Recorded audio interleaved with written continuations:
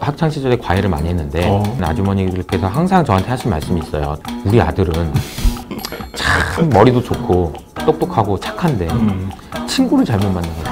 저는 이제 속으로 그렇게 생각하죠. 엄마니까 그렇게 생각하지. 여의도에서 주식시장을 바라봤던 것도 똑같아요. 단 한 해도 우리나라 주식이 싸다는 얘기를 안 들어본 적이 없어요. 우리 아들은 착한데, 우리 아들은 똑똑한데, 이 얘기랑 똑같은 거예요. 근데 이번엔 외부의 생각이 바뀐 거예요. 안녕하세요. 이호섭 SK증권 자산전략팀장님 모시고 말씀 나누겠습니다. 안녕하십니까? 네, 안녕하세요. 주식 투자자를 대상으로 설문조사를 하셨다고요? 네네네. 제가 이제 설문조사를 한 이유가 있는데 그 부분에 대해서 좀 말씀드려 볼게요. 우리가 이제 밸류에이션을 얘기할 때 두 가지가 중요해요. 이 회사가 나중에 벌어들일 캐시플로우가 중요하고요. 두 번째는 이 회사를 이 캐시플로우를 얼마로 할인할 거냐는 금리가 중요해요. 네. 자, 둘 중에 어떤 게 중요할까요? 일단 돈을 벌어야 되는 맞아요. 거예요. 돈도 벌어야 되고, 근데 금리도 되게 중요해요. 근데 사실 이제 시장에서 이 회사가 어닝을 얼마나 버는지에 대해서는 관심은 많지만 우리 코스피를 얼마로 할인해야 되느냐에 대한 고민은 사실 많지는 않았던 것 같아요. 좀 전문 용어로 코스트 오브 에쿼티라고 얘기하거든요.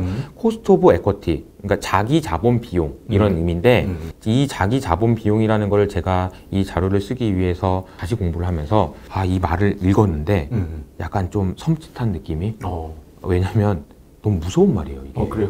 왜 이렇게 무서운 말이지? 예를 들자면 어떤 A라는 회사가 있는데 이 회사의 코스트 오브 에쿼티가 8%예요. 오케이. 그러면 이 말의 의미는 뭐냐면 야, 네가 자본을 가지고 있잖아. 근데 네가 이거 8%를 못 벌잖아?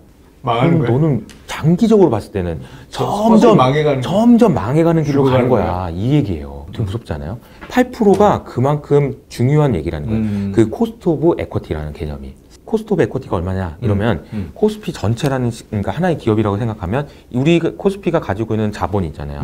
이 돈을 가지고 8%를 못 벌면 니네 상장 주식들은 다 서서히 휴지가 되는 근데 아주 먼 미래에 물론. 그냥 방향은 그렇게 된다는 얘기죠. 근데 되게 무서운 얘기여서 코스트 오브 에쿼티를 계산하는 방식은 우리가 무위험 이자에서 에쿼티 리스크 프리미엄이라는 걸 더해야 돼요.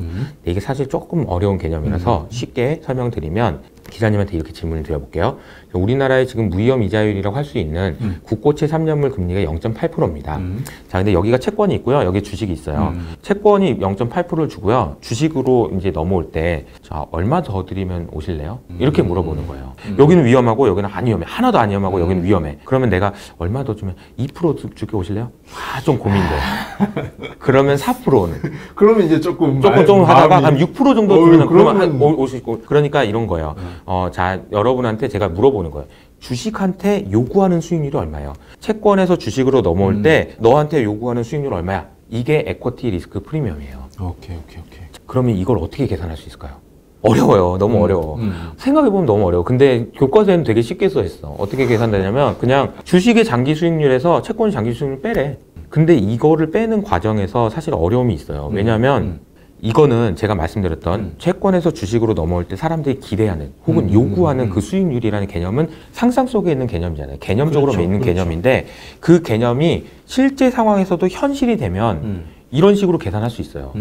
미국에 있는 주식 투자자들이 이렇게 채권에서 주식으로 넘어올 때 이만큼의 수익률을 6% 수익률을 요구했어. 근데 미국의 주식하고 채권을 봤더니 장기적으로 봤을 때 그걸 실현해줬어. 그러면 요걸로 계산할 수 있는 거죠. 쭉 이렇게. 실제로 실현이 됐다.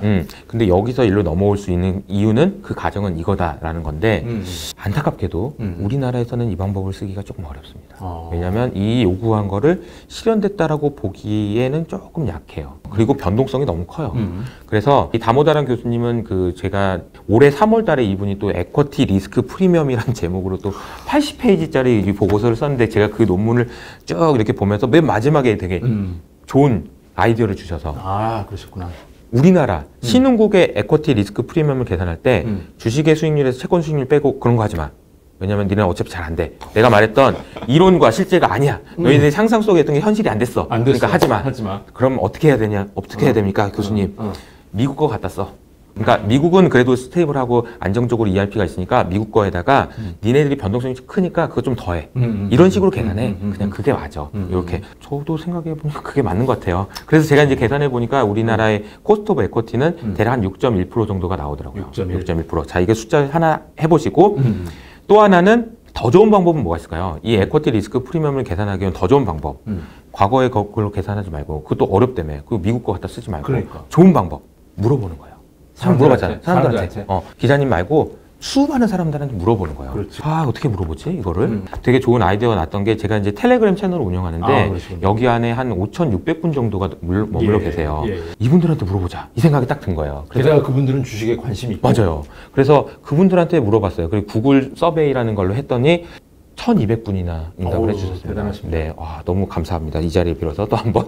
근데 구글 서베이라는 걸 보면은 이게 그림이 그려지거든요. 이게 그 동그라미 차트가 그려지는데 이게 사람들이 한 명씩 투표를 할 때마다 이 그림이 모양이 조금씩 바뀌어요. 그래서 저는 보는데 너무 재밌더라고요. 근데 그거 혼자만 볼 수 있는 거죠? 네, 저만 볼 수 있죠. 그래서 사람 몇 명이나 해주실까 막 이러다 와 300명이나 해주셨네 막 이러면서 이제 봐요. 근데 이게 조금씩 계속 바뀌다가 500명이 넘어가니까 안 바뀌어요. 아, 그래요? 네. 1,200명 되니까 아침에 밤에 봤던 건 이게 하나도 안 바뀌어 있어요. 500과 1,200은 차이가 없다라는 네, 거 아니에요? 무슨 말이냐면 우리가 이제 통계적으로는 좀 어려운 용어로 Law of Large Numbers, 그러니까 즉 대수의 법칙. 사람들이 많아지니까 그 생각에 모이는 거예요. 그러니까 이거는 좀 1,200명이나 했다는 것의 의미는 그래도 의미 있는 숫자다. 그렇네. 라는 걸 제가 이제 강조해서 말씀드리고 그래도 의미 있는 그 조사를 저희가 한 거라고 저는 생각하고 그 결과 나온 에쿼티 리스크 프리미엄은 6.7%가 나왔습니다. 근데 이렇게 계산하는 건 뭐 알겠는데 자, 더 재밌는 질문을 드렸어요. 코로나19 이후에 여러분의 주식에 대한 선호도는 어떻게 됐습니까? 높아졌나요? 낮아졌나요? 놀랍게도 38%가 매우 높아졌습니다 라고 대답했습니다. 그랬을 것 같습니다. 네, 우리가 좀 느낌이 있잖아요. 근데 더 놀라운 사실은 그러니까 높아졌다는 건 70%가 넘게 높아졌다고 했고 낮아졌거나 크게 낮아졌다고 한 사람의 비중은 1%가 안 돼요. 그러니까 정확하게는 1,200명 중에 딱 8명. 모두가 레밍이 된 거예요. 그러니까 주식에 대한 선호도가 되게 높아졌어요. 근데 그거는 선호도가 높아졌다는 것만 가지고 주가를 설명하거나 숫자로 얘기하기가 어렵잖아요.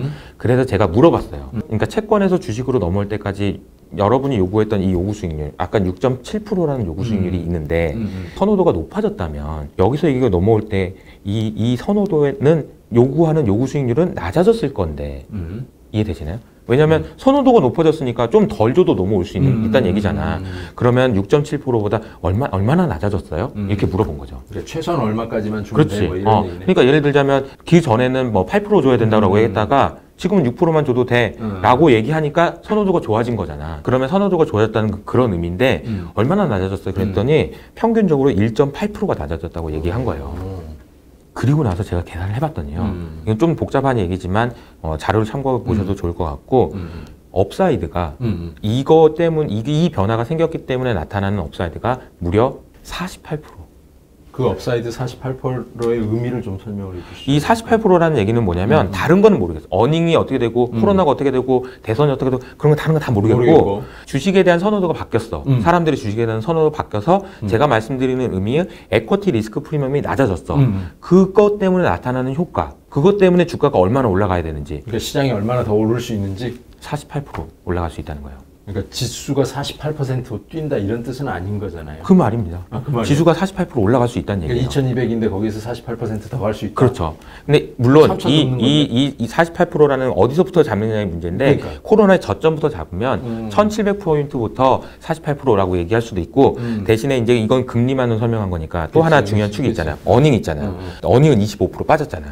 25% 빠졌는데 48% 오를 수 있다는 얘기도 되니까 이 48%가 정확한 숫자는 아니니까 그런 걸 감안하더라도 제가 말씀드리고 싶은 중요한 포인트는 뭐냐면 자, 사람들의 주식에 대한 선호도가 이렇게 바뀐 게 에쿼티 리스크 프리미엄을 건드리고 그러면서 금리를 건드리면서 주가가 얼마나 올라야 되는지를 계산을 해봤더니 이렇게 크게 나온다는 거예요.